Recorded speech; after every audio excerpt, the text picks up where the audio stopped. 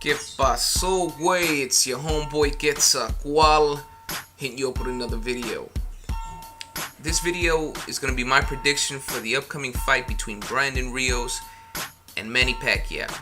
I'm going to talk about both fighters. I'm going to give you their skills, their attributes, as well as their weaknesses, and give you my pick for the fight. We'll start off with Brandon Rios. Brandon Rios is 27 years old. He stands at 5 feet 8 inches. He has a 68-inch reach, and he holds a record of 31 victories with 1 loss and 1 draw. 23 of those victories coming by way of knockout.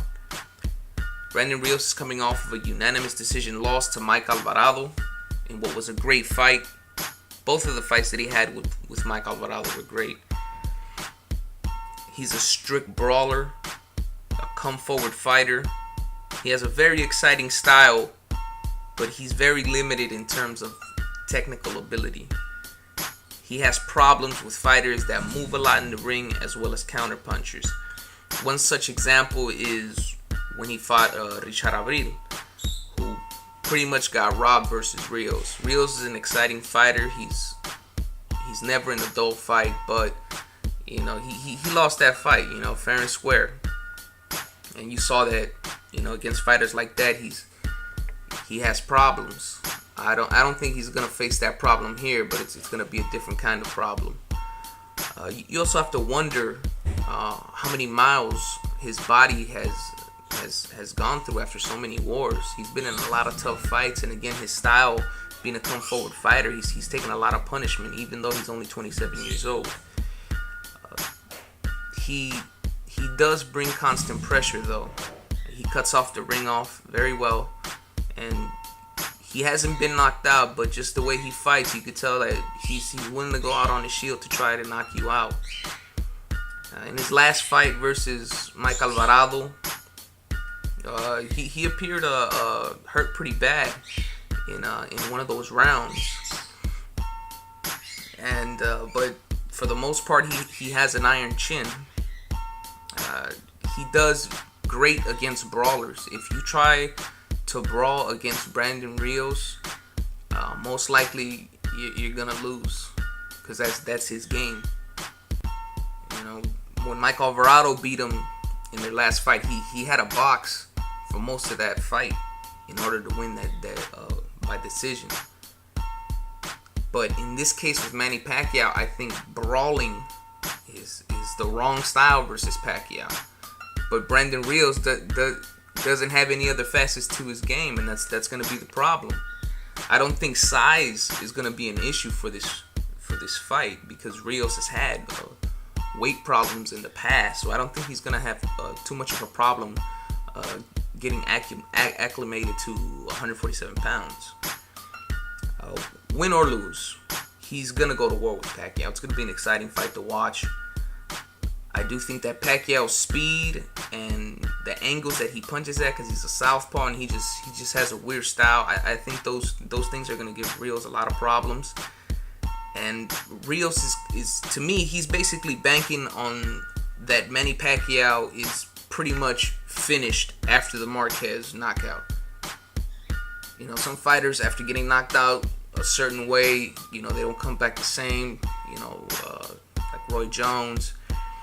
And I think he's counting on that, because I'm not sure if it was with ES News, a channel that's here on YouTube, but he had an interview where he said in the past that if he were to fight Pacquiao, that it'd be a great fight, but that he would lose. He had already said he would lose. So what's so different about what's going on now, other than the fact that Manny Pacquiao is coming off of a knockout loss? So that's why I'm thinking that he might be banking on the fact that Manny Pacquiao might not be the same after that. Now let's get on to Manny Pacquiao. Manny Pacquiao's 34 years old. He stands at 5 feet 6.5 inches. He has a 67-inch reach, and he holds a record of 54 victories with 5 losses and 2 draws, with 38 of those victories coming by way of knockout. Manny Pacquiao in his last fight, if you didn't see it, he was hanging out with the group of Vici. He was talking about, so wake me up when it's all over. I didn't know I had lost. yeah, he got knocked out in dramatic fashion versus Juan Manuel Marquez with a huge right hand. And Manny Pacquiao, he's done the right thing by taking some time off before coming back into the ring after suffering a loss like that, especially with a lot of the tragic events that have happened throughout the year in boxing, with Francisco Leal dying from injuries that he suffered in the ring in a fight that happened not too long ago, as well as Magomed Abdusalamov, who participated in an undercard over the weekend, took a lot of bad shots, ended up complaining about headaches after the fight. Turned out he had a blood clot in his brain, which required surgery, and he had a stroke afterwards. And he's still in the hospital right now. So for Manny Pacquiao to take time off to heal his body, I think that's a good thing for him, to preserve his health after he retires. And as a fighter like Rios, he's a come-forward fighter. Manny Pacquiao has very fast hands. He's a southpaw, and he just has a weird style. He throws at weird angles, and he can hit you with power at those angles that you're not expecting. And I've talked shit about Manny Pacquiao in the past. A lot of that criticism was because because he was overhyped. I mean, prior to the knockout that he suffered against Juan Manuel Marquez, Manny Pacquiao was grossly overhyped. Manny Pacquiao's a good fighter, but he's not a complete fighter. There's a lot of flaws in his game. And you had, Bob Arum coming out here saying that Manny Pacquiao had developed the right hand and this and that he's a complete fighter, that he's the best switch hitter that he's ever seen.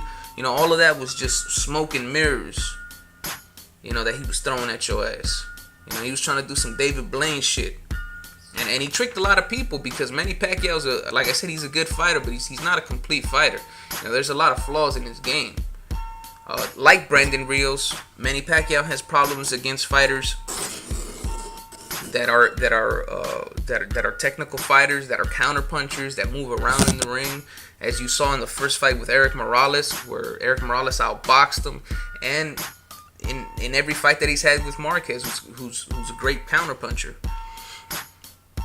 The one thing about Manny Pacquiao is, if you brawl with him, though, if you try to brawl with Manny Pacquiao, you're done.